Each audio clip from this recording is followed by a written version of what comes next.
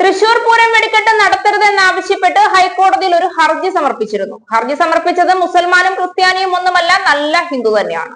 തൃശൂർ സ്വദേശിയായ വെങ്കിട്ടാചലമാണ് പൂരം വെടിക്കെട്ട് ശബ്ദ മലിനീകരണവും അന്തരീക്ഷ മലിനീകരണവും ഒക്കെ ഉണ്ടാക്കുന്നു എന്ന പേരും പറഞ്ഞ് കോടതിയിൽ പരാതി നൽകിയിരുന്നത്. തൃശൂർ ജില്ലയുടെ മാത്രമല്ല കേരളത്തിന്റെ തന്നെ ഏറ്റവും വലിയ ആഘോഷങ്ങളിൽ ഒന്ന് തന്നെയാണ് തൃശൂർ പൂരവും അതിനോടനുബന്ധിച്ച് നടക്കുന്ന വെടിക്കെട്ടും.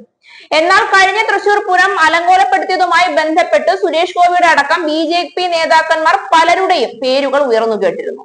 തൃശൂർ പൂരത്തിന്റെ വെടിക്കെട്ട് നിർത്തിവെക്കണമെന്ന ആവശ്യം ഇത്തരത്തിൽ ഗൂഢമായ ആലോചനയുടെ ഭാഗമാണ് എന്ന് ഉറപ്പിക്കാവുന്നതാണ്.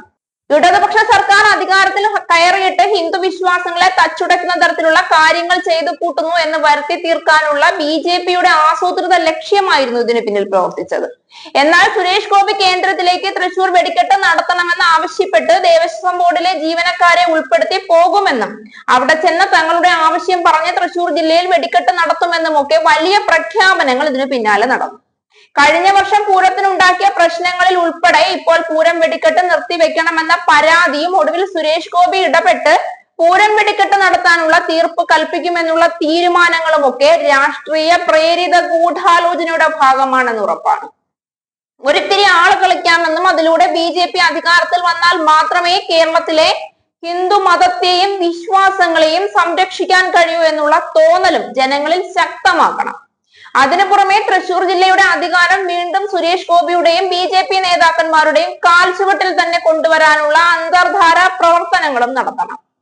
ഇതിന്റെയൊക്കെ ആവശ്യത്തിലേക്കുള്ള ആസൂത്രണമായിരുന്നു ജനങ്ങളുടെ വികാരമായ പൂരവുമായി ബന്ധപ്പെട്ട് ഈ നടത്തിക്കൂട്ടിയ കോലാഹലങ്ങളൊക്കെ.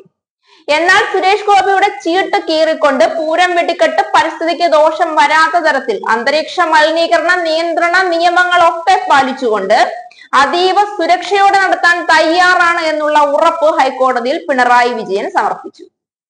പൂരം നടത്താനുള്ള അനുവാദം ഹൈക്കോടതി കേരള സംസ്ഥാന സർക്കാരിന് നൽകുകയും ചെയ്തു. വെറുതെ സുരേഷ് ഗോപി വിമാനം പിടിച്ച് ഇവിടെ നിന്ന് കുറച്ച് ആൾക്കാരെ കേന്ദ്രത്തിൽ കൊണ്ടുപോയി കാല് പിടിപ്പിക്കേണ്ട കാര്യമൊന്നുമില്ല. കേരളത്തിന്റെ രാഷ്ട്രീയ സാമൂഹിക മത വിഷയങ്ങളിൽ തീരുമാനമെടുക്കാൻ അത് കേരള സർക്കാരിന്റെ കീഴിൽ വരുന്നതാണെങ്കിൽ പിണറായി വിജയന് നന്നായി അറിയാം. ആദ്യം കേന്ദ്രം എടുക്കേണ്ട തീരുമാനങ്ങളിൽ ആശമാരുടെ ഉൾപ്പെടെ കേന്ദ്രം സമയാനുബന്ധമായി തീരുമാനമെടുത്ത് തീർപ്പ് കൽപ്പിച്ച് ചെയ്യാനുള്ളത് ചെയ്തു കാണിക്കട്ടെ. എന്നിട്ട് മതി സംസ്ഥാന സർക്കാരിന്റെ അധികാര പരിധിയിൽ വരുന്ന കാര്യങ്ങളിലേക്ക് കൈകടത്തി ആളാവാൻ ശ്രമിക്കുന്നത്. ഇതിനിടയിൽ മറ്റു ന്യൂനപക്ഷങ്ങളോടുള്ള സുരേഷ് ഗോപിയുടെയും BJP സർക്കാരിന്റെയും നടപടികളിലൊക്കെ പ്രതിഷേധിച്ചുകൊണ്ട് യൂത്ത് കോൺഗ്രസ് സുരേഷ് ഗോപിയുടെ തൃശൂർ ഓഫീസിനു നേരെ പ്രതിഷേധ പ്രകടനം ശക്തമായി നടത്തുകയാണ്. പോലീസ് കാവലും ജലപീരങ്കിയും ഒക്കെ അവഗണിച്ചുകൊണ്ട് സുരേഷ് ഗോപി കളിക്കുന്ന മേലാളൻ നാടകത്തിനെതിരെ ശക്തമായ പ്രതിഷേധമാണ് ഇടതു വലതുപക്ഷത്തു നിന്ന് ഒരേപോലെ ഉണ്ടാകുന്നത്. അല്പന ഐശ്വര്യം കിട്ടിയ അർദ്ധരാത്രി കുടപിടിക്കുമെന്ന് കേട്ടിട്ടുണ്ട്. സുരേഷ് ഗോപിയെ സംബന്ധിച്ച് 100% അത് ശരിയാണ്.